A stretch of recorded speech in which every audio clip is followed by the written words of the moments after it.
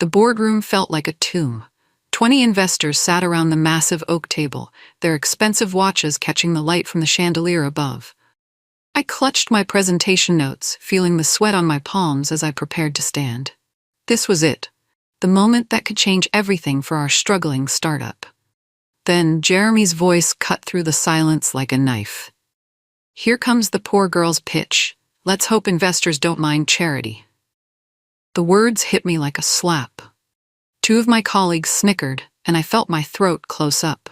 My face burned with shame as I watched the investors shift uncomfortably in their leather chairs. That's when I noticed him. A man in the back corner, older than the rest, wearing a simple gray suit. He slowly rose from his chair, his shadow stretching across the room. The laughter died instantly. Everyone turned to look at him, including Jeremy, whose smirk faded into confusion. The silence was deafening. My heart hammered against my ribs as this stranger's piercing blue eyes swept across the room, landing on Jeremy, then on me. I had no idea who he was, but something about the way he commanded attention without saying a word made my spine straighten. My mind raced as I stood there frozen.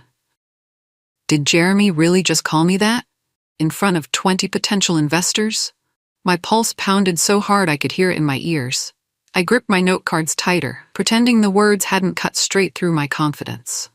The mysterious man's gaze moved slowly around the table. No one dared speak. Even Jeremy looked nervous now, his earlier cockiness replaced by uncertainty. The projector hummed in the background, but otherwise, you could hear a pin drop. I forced myself to breathe. This was supposed to be my moment, the presentation I'd worked on for months, staying up until 3 in the morning, perfecting every slide, every number, every word. Instead, I felt like I was back in high school, being laughed at for wearing the same jeans 3 days in a row. But something inside me shifted. Maybe it was the way the stranger stood there, calm and powerful. Maybe it was pure stubbornness. I'd come too far to let Jeremy's cruelty break me now. I straightened my shoulders and waited to see what would happen next. The man still hadn't spoken, but his presence filled the room like electricity before a storm. "Let me tell you who I really am. My name is Penelope, and I'm 26 years old. I grew up in a tiny apartment above my mom's hair salon in Ohio. We didn't have much: secondhand clothes, coupon dinners, and a car that broke down more than it ran. But my mom always told me, 'Penelope, your brain is your ticket out of here.' I was the first person in my family to go to college. While my classmates worried about which sorority to join, I worked 3 jobs to pay for textbooks. I studied business and computer science, dreaming of building something that mattered. After graduation, I moved to the city with $800 and a suitcase full of hope. I applied to dozens of companies before landing this job at Next Gen Solutions, a small tech startup. The salary barely covered my rent in a shared apartment, but I didn't care. I believed that if I worked hard enough, if I proved myself, my ideas could change everything. My coworkers came from money. They talked about trust funds and family connections like everyone had them. But I had something they didn't: hunger. I wanted success so badly I could taste it, and I was willing to do whatever it took to get there. It started 3 months ago. In the office kitchen, I was making coffee in my favorite mug, a chipped ceramic one from a thrift store, when Jeremy walked in. He wore a suit that probably cost more than my monthly rent and a watch that could pay off my student loans. He glanced at my purse sitting on the counter, a brown leather bag I'd found at Goodwill for $12. "Careful with that," he said with a smirk. "Might fall apart before payday." His friend Connor laughed from across the room. Then Jeremy's assistant, a woman named Victoria, who always wore designer everything, whispered loud enough for me to hear, "Scholarship hire." They both giggled like we were still in middle school. I forced myself to smile and shrug it off. "Good thing it's held together this long," I said, trying to sound casual. But inside, my stomach twisted with humiliation. I finished making my coffee and walked to the bathroom, where I stared at my reflection in the mirror. My clothes were clean but worn. My shoes were scuffed. My hair was neat but clearly cut at a budget salon. I whispered to myself, "You don't get to break me." But their words echoed in my head for the rest of the day. 2 weeks later, we had our monthly brainstorming session. I'd been preparing for days, researching market trends and consumer behavior. When my turn came, I pitched an idea for a mobile app that would revolutionize how small businesses manage inventory. What if we created a system that learns from past sales data? I explained, my voice gaining confidence. It could predict demand and automatically suggest reorders. Small businesses lose millions every year from overstocking or running out of popular items. The room went quiet. I could see the wheels turning in everyone's heads. Then Jeremy jumped up, his voice booming across the conference room. Exactly, he said, rephrasing my entire pitch in different words. We need predictive analytics for inventory management. It's brilliant. We could corner that market. Our boss, Mr. Anderson, nodded enthusiastically at Jeremy. Outstanding thinkings in it, Jeremy. Let's definitely explore this direction. I sat there stunned, watching Jeremy soak up praise for my idea. My hands clenched into fists under the table, my nails digging into my palms. I wanted to scream, to stand up and tell everyone the truth. Instead, I forced a smile and pretended it didn't matter. But inside, fury burned like acid in my chest. A month later, Mr. Anderson called an emergency meeting. The whole company crowded into the main conference room, and his face was grim. We need to be honest, he said. We're running out of money. We have one shot to save this company, a major investor presentation next week. My heart sank. I loved this job, loved the energy of a startup, loved believing we were building something important. The thought of it all disappearing made me feel sick. This presentation needs to be perfect, Mr. Anderson continued. Everything depends on it. Jeremy, I want you to lead the pitch team. Jeremy stood up, practically glowing with pride. I won't let you down, sir. I have some revolutionary ideas that will blow them away. Revolutionary ideas. My ideas. The inventory management system was supposed to be our centerpiece, and everyone still thought it came from Jeremy's brilliant mind. I'll need a strong team, Jeremy said, scanning the room. His eyes landed on me with a calculating look. Penelope, you're good with numbers. Want to help with the background research? I nodded, knowing I didn't have a choice. But as the meeting ended, I made myself a promise. This time, I wouldn't let him steal everything. This time, I'd be ready. The next week became a blur of 18-hour days. While Jeremy schmoozing potential clients over expensive lunches, I stayed in the office until security guards started recognizing me. I built financial models, researched every competitor, and designed slides that made our projections look like art. Night after night, I hunched over my laptop in the empty office, the city lights twinkling outside. My eyes burned from staring at screens, my back ached from cheap office chairs, but I kept going. At 2 a.m, I'd whisper to myself, if they won't give me credit, I'll force them to see me. I saved everything. Every email, every draft, every research document had my name and timestamp on it. I kept detailed notes about which ideas came from where. If Jeremy tried to claim my work again, I'd have proof. The cleaning crew knew me by name. Working late again, Penelope? Maria would ask as she emptied my trash can. Big presentation coming up, I'd reply, never mentioning that I was doing most of the work while Jeremy got all the credit. By Friday night, I'd created a presentation that could save our company. The irony wasn't lost on me. The poor girl was about to hand Jeremy the keys to success, and he'd probably get promoted for it. On Monday, a group of us went to lunch at an upscale restaurant Jeremy chose. I looked at the menu and quickly calculated that one appetizer cost more than I usually spent on groceries in a week. When the server came around, I ordered the cheapest salad. Jeremy noticed immediately. Don't order too much, he said with that familiar smirk. Poor girl might not be able to afford it. Connor and Victoria laughed like it was the funniest joke they'd ever heard. My cheeks burned, but I smiled and pulled out my own lunch from home, a peanut butter sandwich I'd made that morning. Good thing I came prepared, I said, trying to sound cheerful. They laughed harder, making jokes about bag lunches and food stamps. I sat there eating my sandwich, nodding along like I was in on the joke. But inside something changed. The humiliation was so sharp it felt like swallowing glass. But as I watched them order $70 steaks and laugh at my expense, I felt something else growing inside me. Not just anger, something colder, sharper. Resolve. I finished my sandwich in silence, smiled politely through their jokes, and made mental notes about every cruel word.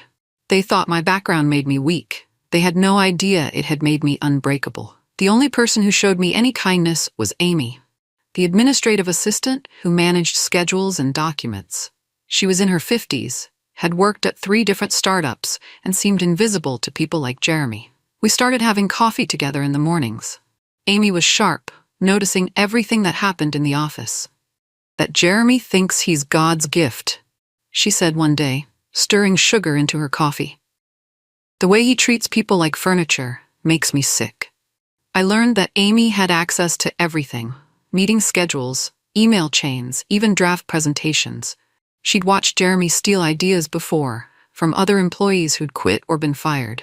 "He's like a parasite," she said. "Takes credit for other people's work, then acts like he's some kind of genius." Amy became my secret ally. She'd slip me copies of important emails, warn me about last-minute meetings, and give me inside information about what the executives were really thinking. "You're different from the others," she told me one morning. "You actually say please and thank you. You remember my birthday. Jeremy's been here 2 years and still calls me, 'Hey you.'" I realized that Amy saw everything, and she was tired of watching good people get crushed by office bullies. She was ready to help someone fight back. 3 days before the presentation, Amy knocked on my cubicle with a stack of papers. "Thought you might want to see this," she said quietly, glancing around to make sure no one was watching. It was an email chain between Mr. Anderson and the lead investor. My heart raced as I read. "We're particularly interested in the inventory management innovation we heard about. We'd like that to be the centerpiece of the presentation." They specifically wanted my idea highlighted, the idea Jeremy had stolen and was planning to present as his own masterpiece. Amy leaned closer. "There's more," she whispered. "I heard Jeremy on the phone yesterday. He's planning to take full credit. He even practiced introducing it as his revolutionary concept." I stared at the papers, my mind spinning. Jeremy was about to steal the one thing that could save our company, and everyone would think he was the hero. The injustice of it made my hands shake, but then I smiled. A cold, calculating smile that probably would have scared Jeremy if he'd seen it. "Perfect," I whispered to Amy. "Let him walk into the trap." Amy raised an eyebrow. "What trap?" I looked at her with newfound confidence. "The one I'm about to set." Over the next few days, the poor girl nickname spread through the office like wildfire.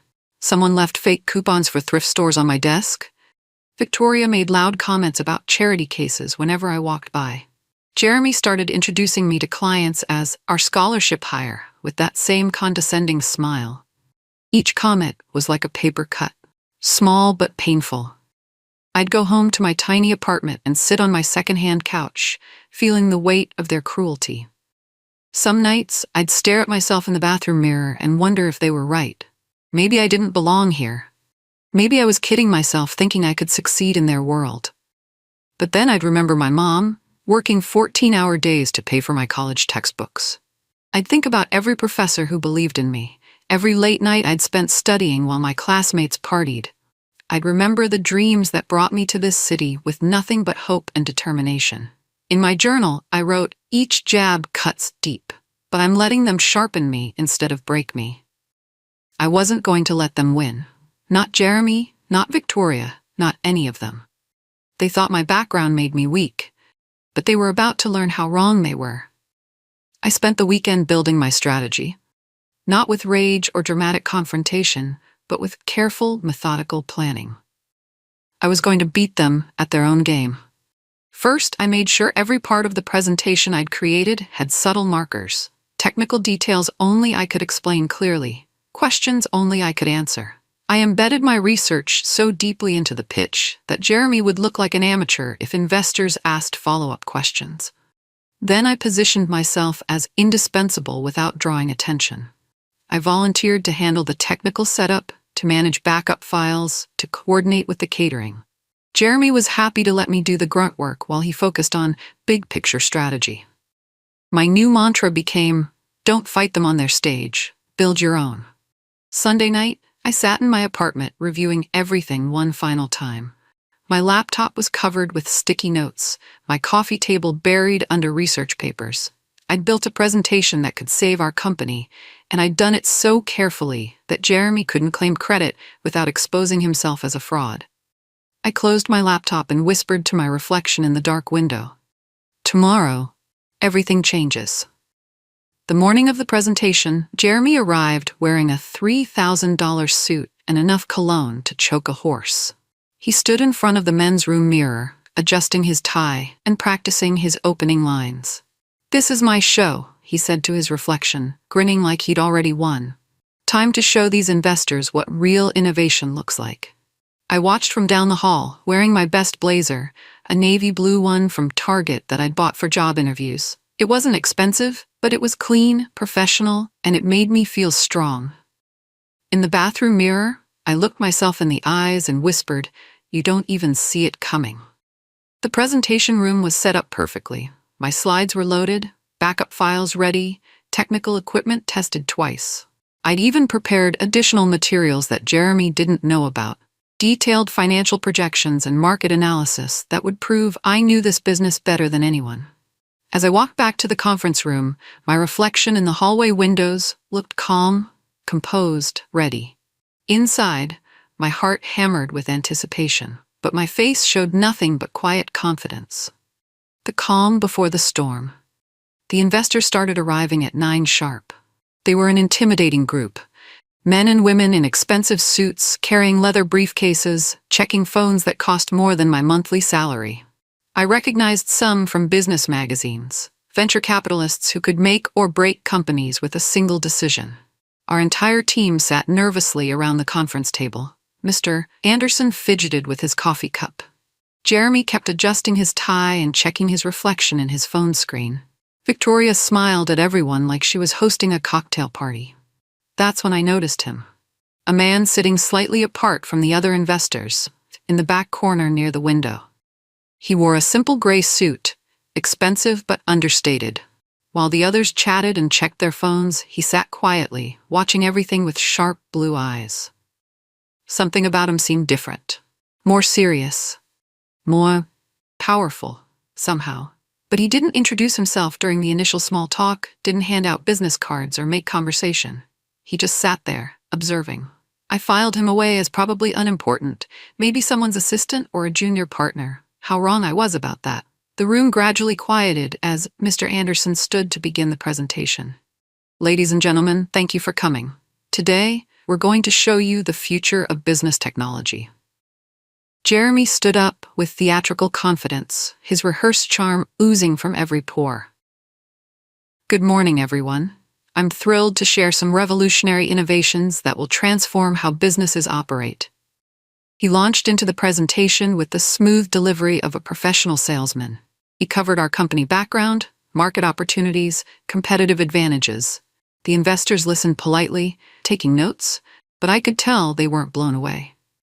This was standard startup stuff, nothing they hadn't heard 100 times before. Then Jeremy got to the centerpiece, my inventory management system. "Now, I want to share something truly groundbreaking," he said, clicking to my slides. "I've developed a predictive analytics platform that will revolutionize inventory management for small businesses." My jaw clenched as I watched him present my months of research as his own brilliant idea.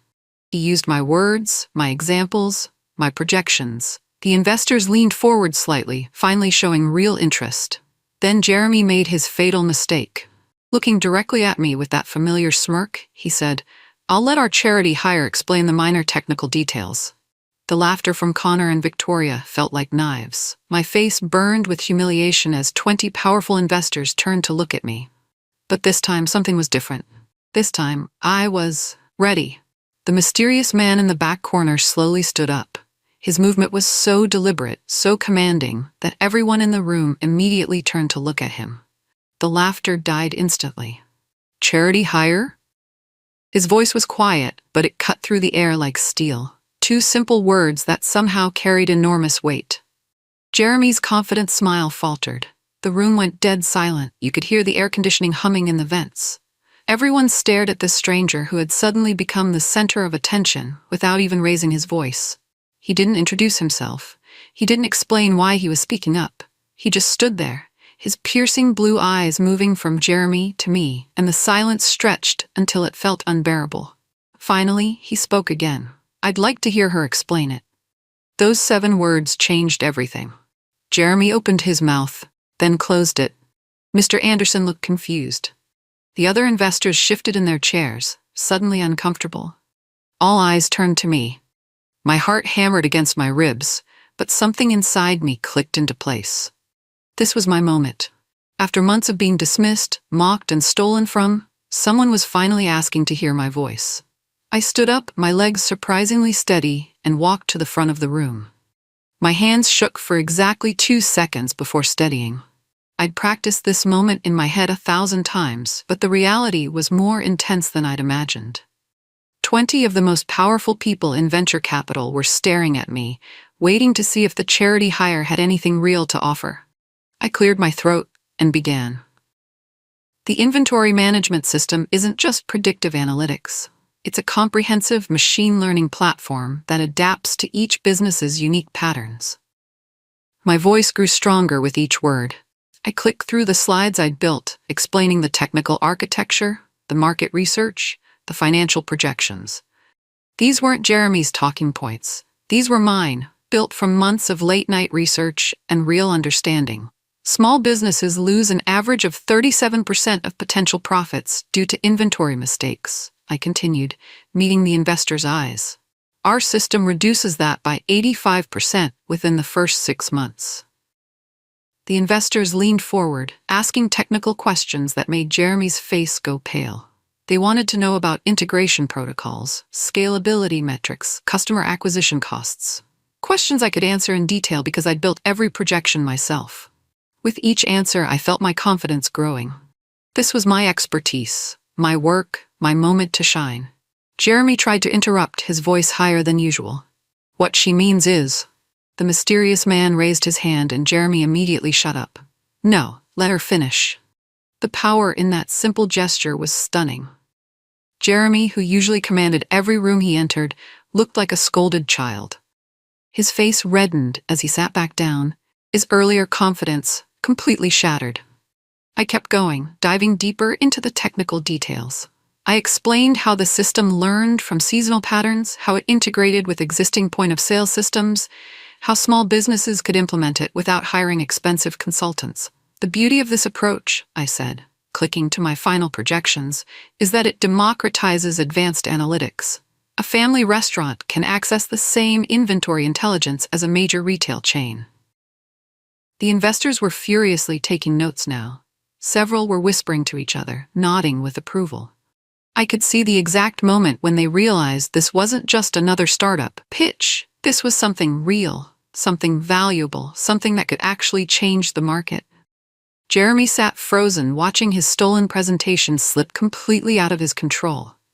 The smirk was long gone, replaced by panic as he realized he couldn't answer the follow-up questions the investors were asking. Then the mysterious man spoke again, and the room went silent. I should introduce myself. I'm William Stone, managing partner at Stone Capital Ventures. Gasps rippled around the table. Stone Capital was legendary. They'd backed some of the biggest tech successes of the last decade. William Stone wasn't just an investor. He was the investor. The man whose approval could turn a struggling startup into a billion-dollar company. Jeremy's face went white. Mr. Anderson nearly dropped his coffee cup. Even the other investors looked impressed. William Stone rarely showed up to early-stage presentations personally. We don't invest in arrogance, Stone said, his eyes moving around the room. We invest in brilliance. In people who understand their market, know their numbers, and can execute under pressure. His gaze landed on me. Miss Penelope Lester, I said, my voice steady despite my racing heart. Miss Lester, if we fund this company, how would you scale this technology? The question hung in the air. This wasn't about explaining existing work. He was asking me to envision the future, to prove I could think strategically about growth and market expansion. I took a deep breath and began outlining my vision.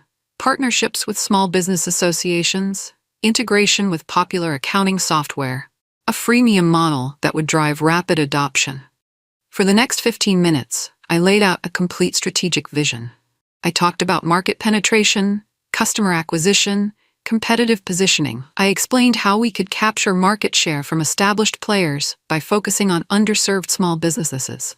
The investors asked increasingly complex questions, and I answered every one. Jeremy sat silent, his earlier bravado completely deflated. He couldn't contribute to this conversation because he'd never actually understood the technology he'd tried to steal. "What about international expansion?" asked one investor. "We'd start with English-speaking markets, Canada, Australia, UK, I replied. "The small business challenges are similar, but regulatory requirements are manageable. From there, we could adapt the platform for European markets." Customer support infrastructure? Scalable chatbot system for basic issues, human support for complex integration questions. We could partner with local business consultants in each market. William Stone nodded approvingly. Risk factors? Competition from established players, potential economic downturn affecting small business spending, and the challenge of educating market about new technology benefits. Each answer demonstrated that I'd thought deeply about every aspect of the business. This wasn't just an idea I'd stumbled onto. It was a comprehensive vision I developed through months of research and analysis. Stone turned to Jeremy, and the temperature in the room seemed to drop 10 degrees. "You claimed this technology as your own creation?" Jeremy's mouth opened and closed like a fish. Sweat beaded on his forehead despite the air conditioning. We. It was a team effort." "A team effort you took full credit for," Stone said flatly, "until we asked for details you couldn't provide." The other investors watched with the fascination of people witnessing a car crash. Jeremy's reputation was being destroyed in real time, in front of the most powerful people in the industry. "Miss Lester," Stone continued, "do you have documentation showing your role in developing this technology?" I pulled out a folder I'd prepared, timestamps, email chains, research documents, all proving that the inventory management system was entirely my work. "Everything is here, with dates and in digital signatures." Stone flipped through the papers, his expression growing colder as he reviewed the evidence. "Mr. Jeremy, you're no longer part of any potential deal. Please leave." The words hit like a physical blow. Jeremy's career in tech was essentially over. Word would spread quickly through investor networks that he was a fraud. He stood shakily and walked out without another word, leaving behind the ruins of his stolen success. Mr. Anderson, who had enabled Jeremy's behavior for months, scrambled to distance himself. "I had no idea about the credit issues," he said quickly. "Jeremy assured me he was leading the development." Stone's gaze shifted to my boss, and it wasn't friendly. "You didn't bother to verify who was actually doing the work? You didn't notice that your lead presenter couldn't answer basic technical questions about his supposed innovation?" The rebuke was delivered quietly, but it was devastating. Mr. Anderson's face reddened as he realized his own leadership was being questioned in front of major investors. "If you couldn't recognize talent when it was sitting right in front of you," Stone continued, "I have to question your ability to lead this company through the growth phase we'd be funding." Other investors nodded in agreement. The room's power dynamics had completely shifted. Jeremy was gone, Mr. Anderson was diminished, and suddenly I was at the center of everything. "Miss Lester," Stone said, turning back to me, "you've been working under leadership that didn't value your contributions. How would you handle things differently?" I thought carefully before answering. "I'd create an environment where good ideas are recognized regardless of who suggests them, where team members feel safe contributing without fear of having their work stolen." The investors smiled approvingly. I was essentially describing the opposite of Jeremy's leadership style. After the formal presentation ended, William Stone approached me privately while the other investors chatted among themselves. The conference room had mostly emptied, leaving just the two of us near the windows overlooking the city. "Miss Lester, I want to offer you something beyond just funding," he said. "I'd like to mentor you personally. You have the technical skills, but more importantly, you have judgment. You stayed calm under pressure. You knew your material completely, and you handled that situation with more grace than most executives twice your age." My heart pounded. William Stone mentoring me personally? It was like a fantasy I'd never dared to imagine. "There's something else," he continued. We're prepared to make an offer that ensures you have a significant leadership role and equity stake. Your contribution to this company's success should be reflected in your ownership." Tears pricked my eyes, but I managed to keep my voice steady. "Thank you, Mr. Stone. That means more than you can imagine. Your strength isn't just your technical ability," he said. "It's your patience. You could have exploded at Jeremy months ago, could have demanded credit for your work. Instead, you built an unshakable foundation of proof. Don't lose that quality. It's rare in this business." Walking back into the office felt surreal. Conversations stopped when I entered rooms. People who had ignored me for months suddenly wanted to talk. Connor and Victoria, Jeremy's closest allies, avoided eye contact and found urgent reasons to be elsewhere. But I didn't gloat. I didn't throw Jeremy's humiliation in anyone's face or make speeches about karma. I simply walked through the office with my head high, carrying myself with quiet dignity. Amy caught my eye from her desk and gave me a subtle thumbs up. She'd watched the whole drama unfold and seemed prouder than if she'd won the lottery herself. In my cubicle, I found a small stack of congratulatory emails from coworkers who had witnessed my presentation. Some apologized for not speaking up when Jeremy was stealing credit.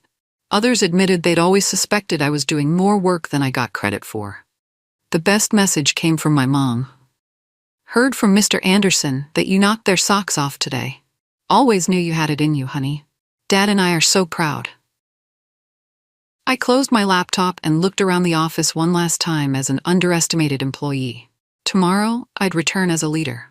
The transformation was complete. That night, I sat at my small desk in my tiny apartment, city lights twinkling beyond my window. The contrast felt symbolic. I was still in the same place physically, but everything had changed. I thought about the journey that brought me here.